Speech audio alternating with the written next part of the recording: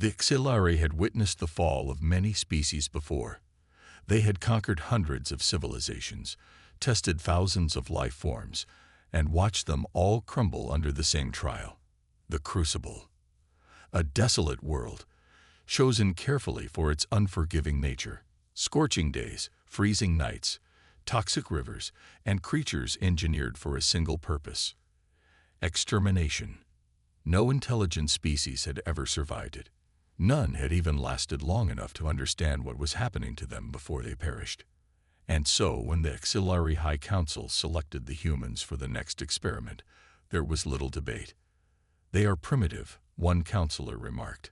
"Their greatest strength is their ability to kill one another. Their bodies are fragile," another added. "Compared to us, they are weak." The decision was made within minutes. A fleet descended upon the unsuspecting humans. Entire populations vanished overnight, taken from their cities, stripped of their tools, and transported light years away. When the humans awoke, they found themselves abandoned in a world that despised them. It was done. The Xelari congratulated themselves on another flawless execution. They returned to their cold, metallic halls, where massive screens displayed live feeds of the Crucible's surface. Observing, documenting, analyzing. This was their routine. They would watch as the humans, like every species before them, fell into despair.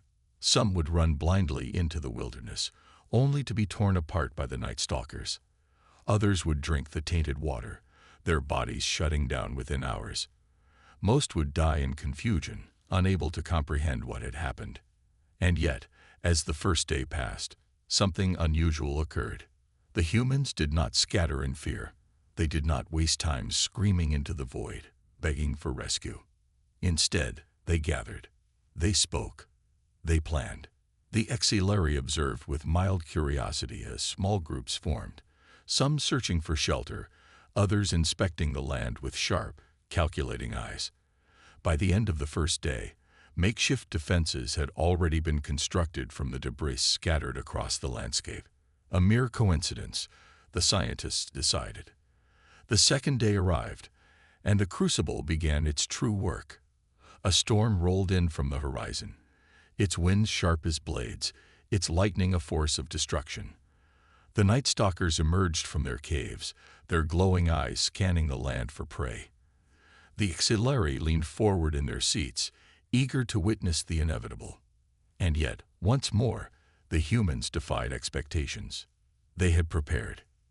They did not run blindly into the storm. They had studied the land and predicted its movements. The Xelari watched in disbelief as the humans sought refuge in the shallow caves before the first winds arrived. They did not fall prey to the Night Stalkers. They had fashioned weapons from the jagged remains of shattered trees, turning them into deadly tools. The death toll that night was not what the Xelari had expected. Yes, the humans suffered losses. Many fell to the planet's merciless nature, but they did not break. Days passed. The scientists observed as the humans adapted at an alarming rate.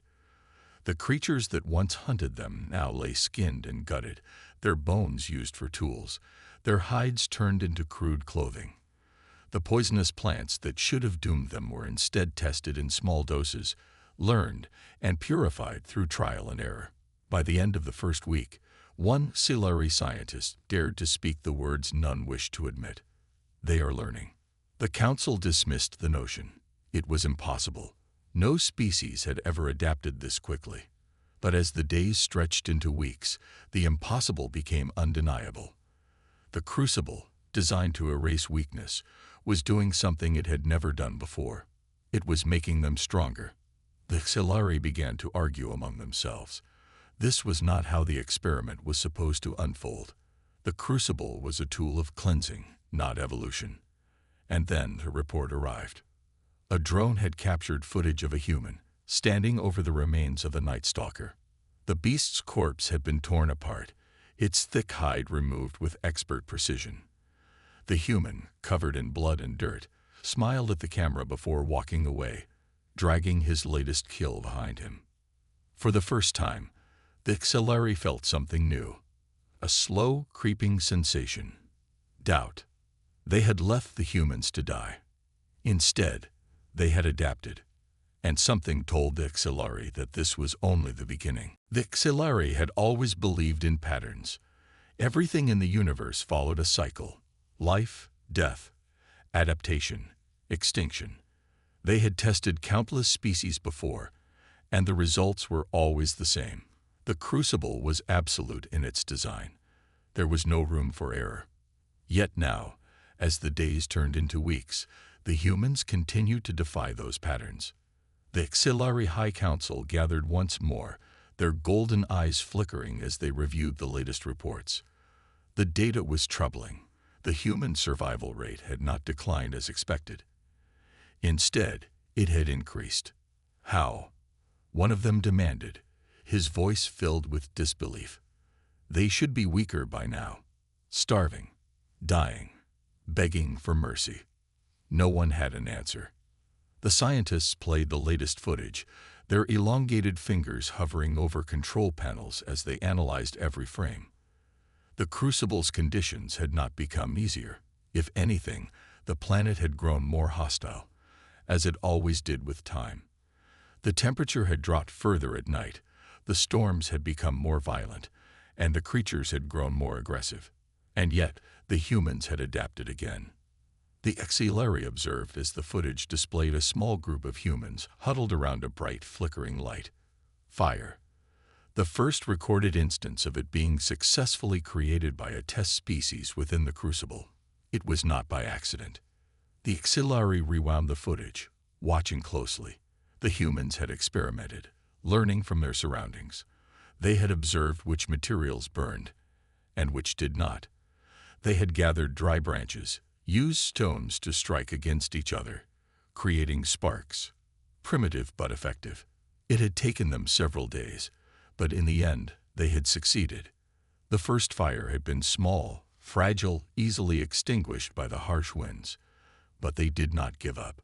They built wind barriers from the bones of the creatures they had killed, dug small pits to shelter the flames, and soon the fires lasted through the night.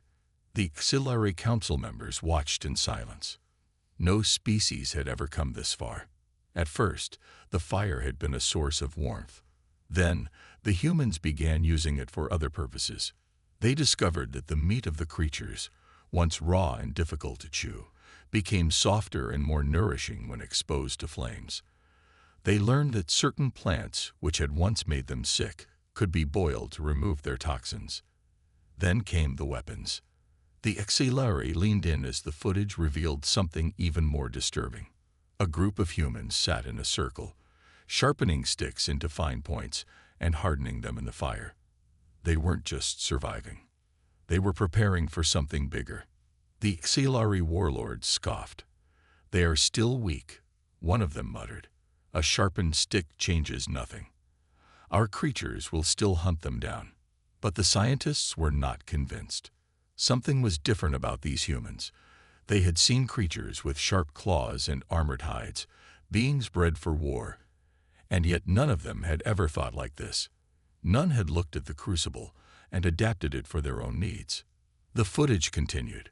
A group of humans moved through the dense wilderness, their steps calculated, their eyes scanning the terrain. They carried their newly crafted spears, their bodies low to the ground. They weren't running from the predators. They were hunting them. The Night Stalkers, the most feared creatures of the Crucible, had long been the executioners of lesser species. These creatures were relentless, able to track their prey for miles, striking with deadly precision. But the humans had studied them. They had watched how the Night Stalkers moved, how they communicated, how they hunted. And now, the roles had reversed. The humans set traps. They lured a Night Stalker into a ravine, blocking its escape routes with fallen logs. When the beast realized it had been cornered, it attacked. But the humans did not flee. They moved as one, working in perfect synchronization, their spears striking from multiple angles. The Night Stalker roared in agony as the sharpened weapons pierced its thick hide. Finding the weak points, it fought back, but it was too late. The humans had won. The Xelari chamber fell into stunned silence as the footage ended. These were not the actions of a desperate species. They were not merely clinging to life. They were thriving. The scientists exchanged nervous glances. This has never happened before. For the first time, the Xelari Council began to understand the danger. The Crucible had never been a test of survival. It had been a lesson. And the humans were its best students. One of the elders leaned forward, his expression grim. If they continue at this rate, they will soon become unstoppable. But what none of them realized, what none of them could have predicted, was that the humans were only just getting started. The Xelari had never feared a test subject before. They had always been the ones in control, the watchers from above, the masters of the experiment. The Crucible was their creation, and every species before had followed the same predictable cycle. Panic, struggle, failure, extinction. It was the natural order of things. And yet, as the days turned into weeks, and the weeks into months, the humans refused to follow the pattern. The footage was undeniable. Every time the Xelari increased the difficulty, the humans adapted. When the temperature dropped, they built better shelters. When food sources ran dry, they moved to new hunting grounds. When stronger predators were released, the humans didn't flee.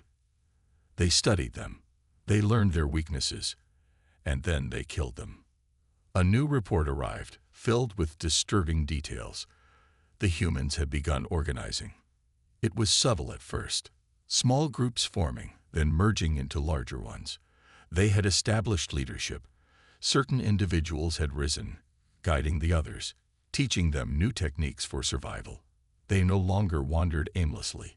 They were mapping the terrain, leaving markers for each other, communicating through simple hand signals. The Xelari warlords dismissed it as a minor development. What does it matter? One scoffed. They are still primitive. They lack technology, weapons, resources. But the scientists were not convinced. The Crucible had never been about technology. It was about adaptability, instinct, intelligence, and the humans were displaying all of it. The latest footage showed something unprecedented. The humans had built a settlement. Not a shelter, not a crude pile of sticks, a functioning base. They had chosen high ground, fortifying it with sharpened stakes and thick walls made from hardened mud and reinforced bone. They had established watch rotations, with sentries constantly scanning the area for threats. Fires burned steadily, no longer just for warmth, but as a deterrent against the creatures of the night. But it was the next discovery that sent a ripple of unease through the Xelari High Council. The humans had tamed one of the predators. The Xelari had engineered the Crucible's creatures to be merciless, to attack anything that moved. They had been the planet's executioners for countless cycles, but somehow the humans had done the impossible. The footage showed a young woman kneeling beside a six-legged beast, its reptilian eyes scanning her warily. It was a juvenile, smaller than its fully grown counterparts, but still deadly. Instead of killing it, the humans had fed it. Over time, it had stopped seeing them as enemies. The latest recordings showed the creature hunting alongside the humans. A Xelari scientist rubbed his temples. "This isn't just survival," he muttered. "They are bending the Crucible to their will." Another shook his head. "It won't matter. We can still crush them. All we have to do is—" A new alert interrupted them. It was another report. A human ambush. The council members leaned forward, staring at the footage in disbelief. A Xelari drone had been tracking a group of humans. The humans had tracked it back. They had learned to recognize the soft hum of its propulsion system, the glint of light reflecting off its metallic surface, and instead of running, they had set a trap. The drone's last recording showed humans lunging from the underbrush, hurling spears and rocks at it from multiple angles. A direct hit shattered one of its visual sensors. Another strike damaged its propulsion. The footage ended abruptly as the drone was destroyed. Silence filled the chamber. The humans had not just survived. They had started fighting back. The council erupted into chaos. Some demanded immediate extermination. Others argued that the experiment should be shut down. But the truth hung heavy in the air. The Crucible had failed. It had not broken the humans. It had forged them. And now, the Xelari were beginning to wonder if they had made a terrible mistake. The Xelari had always believed themselves to be the apex of intelligence, the supreme architects of war and conquest. They had brought empires to their knees, forced mighty civilizations into servitude, and wiped entire species from existence when they refused to bow. They were not accustomed to failure. Yet now, as they watched the latest footage from the Crucible, unease spread through the High Council like a sickness. The humans were no longer just surviving. They were thriving. The settlement that had once been a crude shelter was now a fortress. The makeshift walls had been reinforced with layered stone and sharpened bone. Defensive pits lined the perimeter, filled with deadly stakes coated in a thick black substance. The Xelari recognized it instantly, venom from the planet's most poisonous creatures. The humans had studied the local wildlife, identified the deadliest toxins, and weaponized them. They had discovered agriculture. Small patches of land had been cleared and cultivated. The humans had experimented with edible plants, learning which could be grown in the Crucible's hostile soil. They were no longer just scavenging. They were building a future. The most disturbing discovery, however, was the metal. Xelari scientists had designed the Crucible with one key rule: no species should ever be able to harness advanced materials. The terrain was littered with debris, wreckage from past experiments, but nothing that could be melted down or reforged. Yet the humans had done exactly that. The footage showed a group of them, gathered around a deep pit filled with fire. At first, the Xelari thought they were simply burning waste. But as they zoomed in, their eyes widened in horror. The humans had created a forge. They had discovered that some of the metallic wreckage could be shaped with enough heat. They had built crude furnaces from stone and clay, using the planet's natural volcanic rock to generate temperatures high enough to soften metal. They were making weapons. Not simple spears, not sharpened sticks. Real weapons. Blades, hooks, arrowheads. The humans were not just defending themselves anymore. They were preparing for war. The Xelari council chamber was filled with hushed whispers. "This is not possible," one of the elders muttered. "No species has ever developed metallurgy within the Crucible." Another scientist spoke cautiously. "Their progress is accelerating. They are adapting faster than we predicted. If they continue at this rate, within months, they cooled." A new alert interrupted the meeting. A breach. The Xelari warlords turned their attention to the screen. One of their research outposts, hidden on the far edges of the Crucible, had gone dark. The facility had been placed there centuries ago, designed for monitoring and data collection. No species had ever found it. Until now. The security footage flickered, showing the final moments before the feed was cut. It began with movement in the trees, silent, calculated. Then, dark figures emerged, their bodies covered in armor fashioned from the hides of the planet's most dangerous creatures. Their weapons gleamed. The humans had found the outpost. They had infiltrated it. The Xelari guards never stood a chance. The humans attacked with military precision. They used fire to drive their enemies out, their newly crafted weapons slicing through Xelari armor as if it were nothing. One human, a towering figure covered in war paint, grabbed a wounded Xelari by the throat and snarled something in their crude but evolving language. The translator struggled to decipher it, but the meaning was clear. "We know you're watching." The screen went black. For the first time in their history, the Xelari felt something they had never known before. Fear. The humans had not just adapted to the Crucible. They had conquered it. And now, they were coming for their captors. The Xelari High Council sat in stunned silence. The footage of the destroyed outpost had been reviewed over and over again, but the result remained the same. The humans had breached their facility. They had learned the truth. They knew they were being watched. This was no longer an experiment. It was no longer a test. It was a war. The Xelari warlords demanded immediate action. "We should wipe them out before they become a real threat," one of them snarled. "Activate the planetary purge. Burn the Crucible to ashes." But the scientists hesitated. "We have never encountered a species like this before," one of them argued. "They have already broken every known pattern. If we act rashly, we may lose our greatest opportunity to understand what makes them so dangerous," a warlord interrupted. His golden eyes burned with frustration. "You saw the footage. They are hunting us now. These creatures were supposed to fail. They were supposed to kneel. Instead, they have turned the Crucible into their domain." The council fell into uneasy silence. Another alert sounded. More reports. More unsettling discoveries. The humans had expanded. The settlement had grown.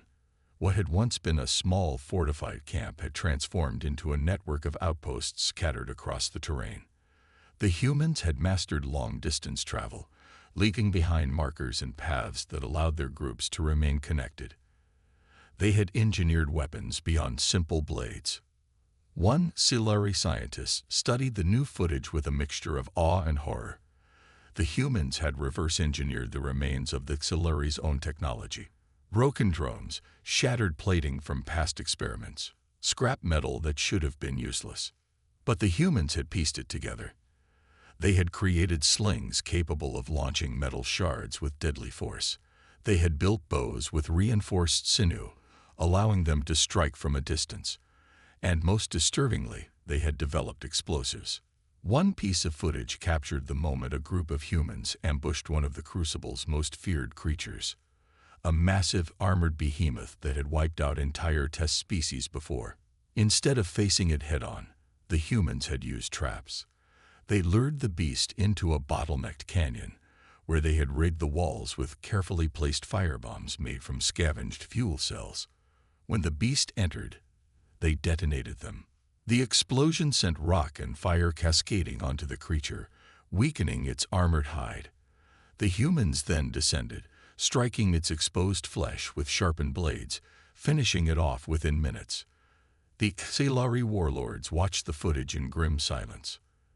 "They are strategizing," one finally muttered. The humans were no longer just reacting to threats. They were creating their own battlefields. A scientist hesitated before speaking. "We have made a critical mistake," she admitted. "We assumed that because they lacked advanced technology, they were weak. But intelligence is not just measured by what a species possesses. It is measured by how they use what they have." Another warlord gritted his teeth. "Then we should eliminate them before they find a way to escape the Crucible." But the room fell silent once more, because deep down, they all knew the truth. The Crucible was no longer a prison. It was no longer a test. It was a battlefield. And the humans had already won. The only question now was, how long before they came for the Xelari themselves? The Xelari had always believed they were the masters of control. Every species they had subjected to the Crucible had met the same fate: struggle, suffering, and eventual extinction.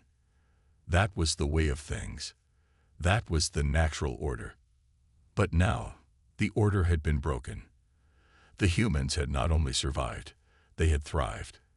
They had adapted, innovated, and conquered the Crucible in ways the Xelari had never predicted. What should have been a final, brutal test had instead become something far more dangerous. A proving ground. New reports arrived every hour, each one more disturbing than the last. The humans had expanded their domain beyond what should have been possible. Their settlements were no longer just scattered camps.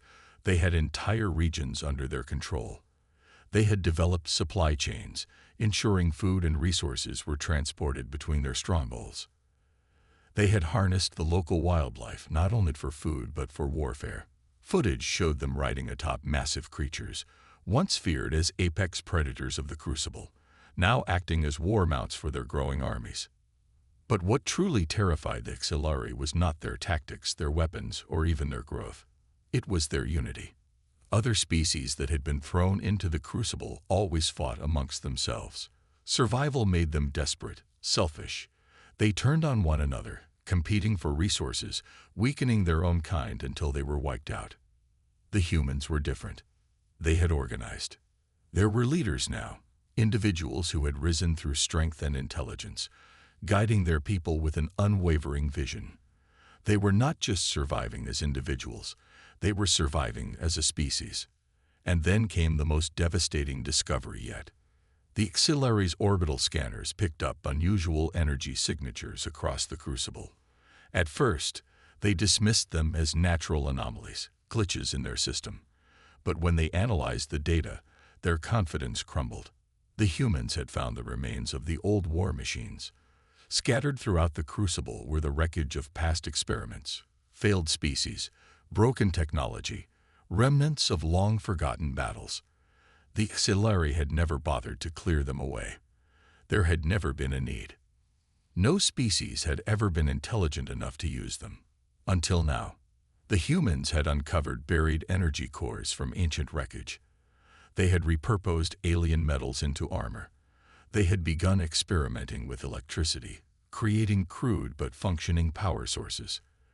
They had built forges, furnaces, and workstations dedicated to breaking down and rebuilding whatever technology they could scavenge.